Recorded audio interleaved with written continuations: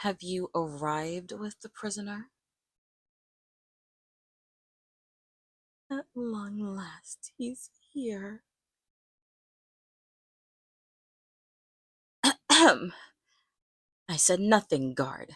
Nothing important, at least.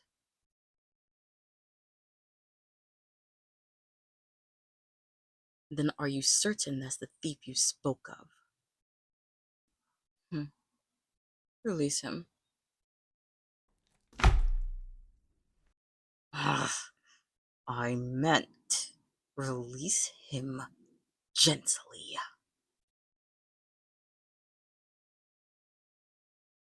Hmm. Leave us. I wish to speak with him alone. I will be all right. Please, return to your post.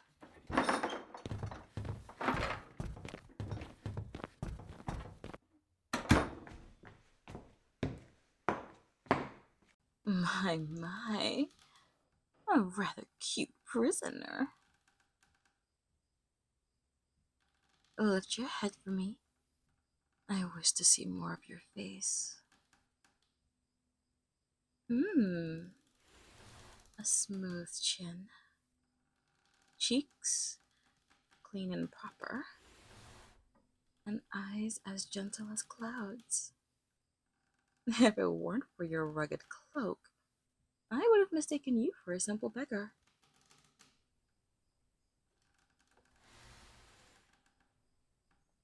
Here, let me remove those binds. They must be very uncomfortable for you.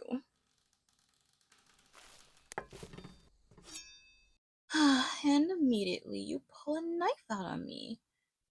Not that I'm surprised, but it is rather interesting that you'd be so fearless and try to harm a queen. Why don't I summon my guards? I shouldn't. Not when I can handle the situation myself. That's correct. I know how to defend myself. Enough to slam you directly into the wall behind, just by grabbing your throat. You're not dealing with a helpless banker, rogue. You're dealing with royalty. Now, relinquish your blade, or will I need to break your arm in order to get it? Just let go, darling. Or do I really scare you that much? Good boy.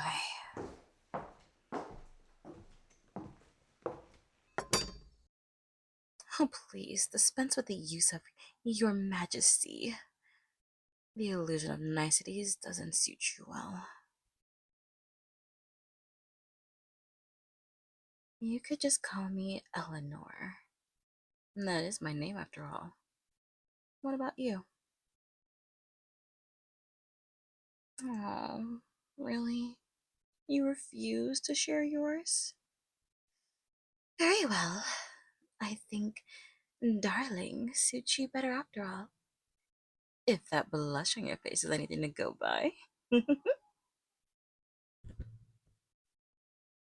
Well, with our exchange over, I can at least confirm for myself who you are. Don't be so shy, darling. Everyone has heard of the Bandit of Rosewood. I dare say, your title has graced every garden party I've attended for the past year. I assume you just got tired of being a highwayman, did you? Stealing the necklaces and watches of those poor duchesses and dukes. And if you haven't, then that begs the question. If all you are known for is thefts and deception, why is it that you were chained in my prison? The guards barely recognized you when you started a fight in some tiny tavern on the outskirts of my kingdom. Ah, a rival. One who has beaten you in most aspects and has left you poor and starving. That's right. Elm Street's Butcher. A man that collects valuables and lives off of his victims. Someone far more scary than a man simply pointing a knife at people. Of course, I find it amusing. You were feared. A man who had the entire world whispering his name in case you just so happened to be near you. Now in my personal walls, with barely a cent to his reputation. If that isn't the most poetic form of justice that can be delivered, I don't know what is.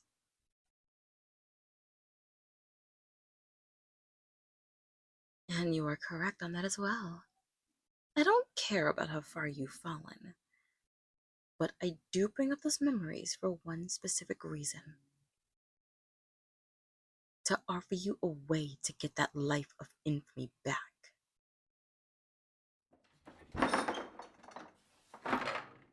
Walk with me, please.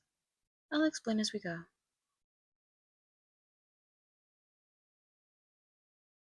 True, you could stab me again, but I doubt another mark on your throat would be ideal for your image. Good. Now, follow. The butcher has gotten very fond of the attention he's been receiving. And recently, he started getting more outrageous with the way in which he can draw it. He murdered my husband, our nation's king, a month ago to be exact. Left his corpse behind on the side of the road as if wanting us to find it. Don't apologize. It's not your fault. He was in an area the butcher was operating in and seemed to think he could subdue them without fail. The fool. If you're half as skilled as your rumors make me believe, then you have a fighting chance at being able to wrangle the murderer. More than likely, too. You want some payback from this mysterious thief, taking your reputation and clients away from you. Then, what if I were to propose to you that you should investigate these dealings? Help us arrest the man responsible for the demise of my husband. You can't explain.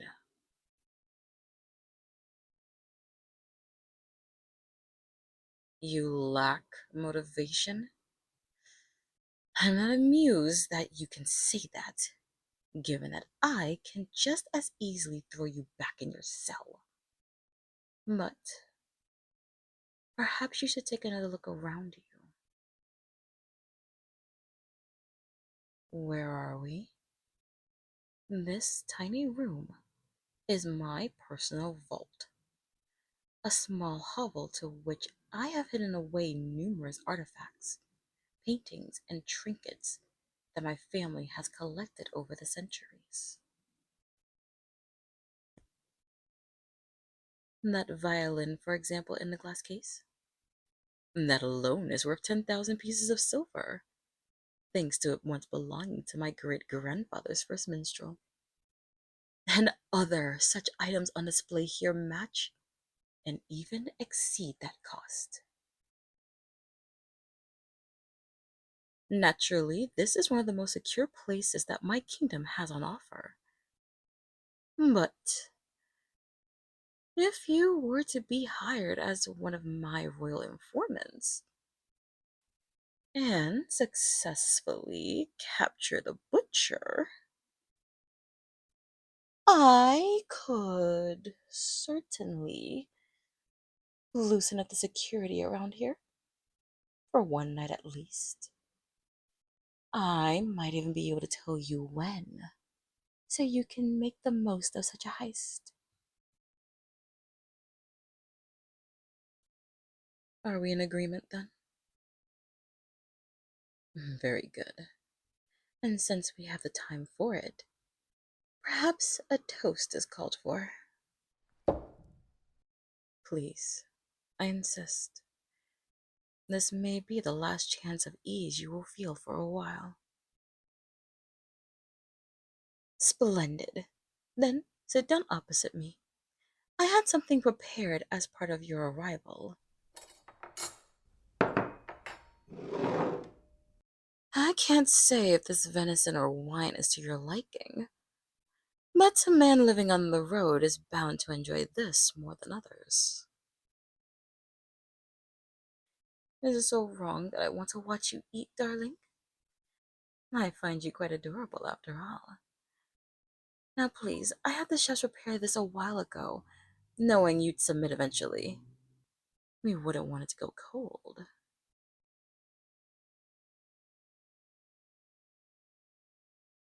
Hmm?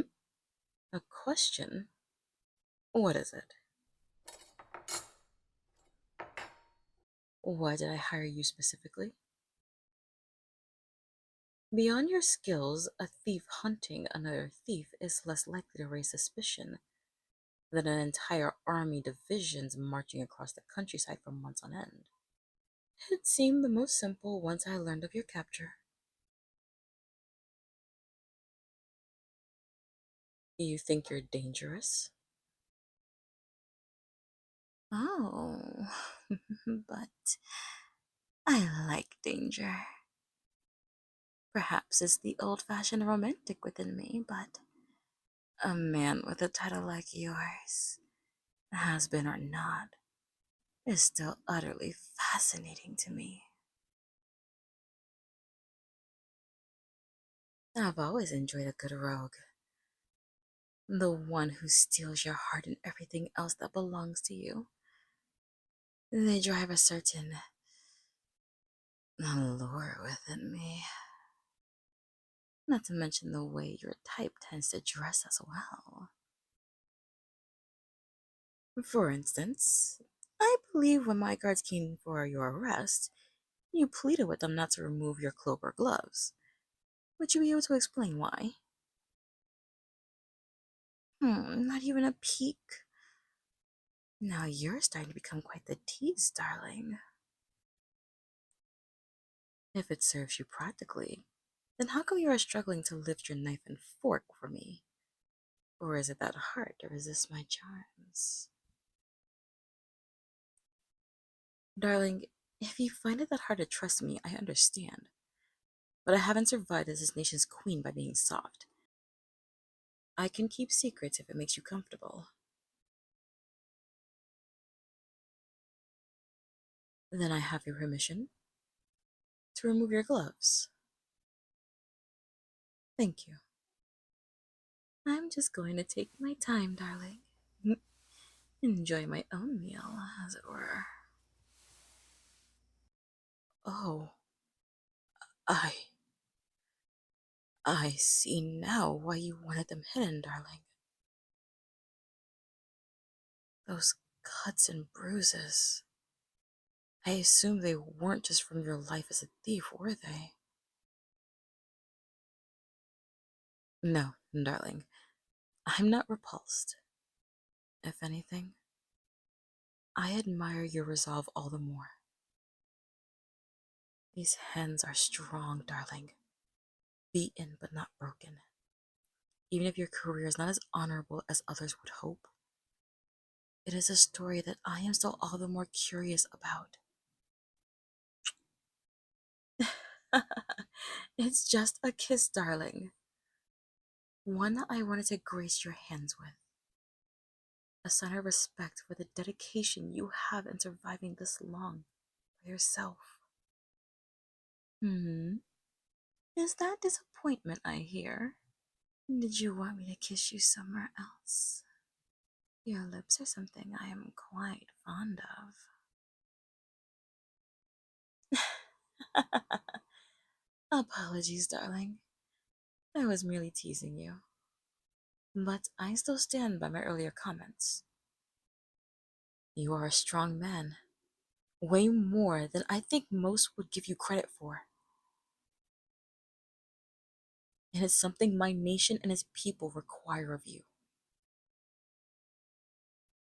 Trust in me. Help me arrest my husband's killer, and I will help you reclaim your lost power by allowing you to desecrate my vault. Thank you. Truly.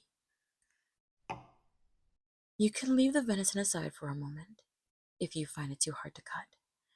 I wanted to celebrate our first agreement with a toast, darling, to your success and the potential hope that I get to see you more frequently now as a recognized informant at my disposal. Cheers, darling.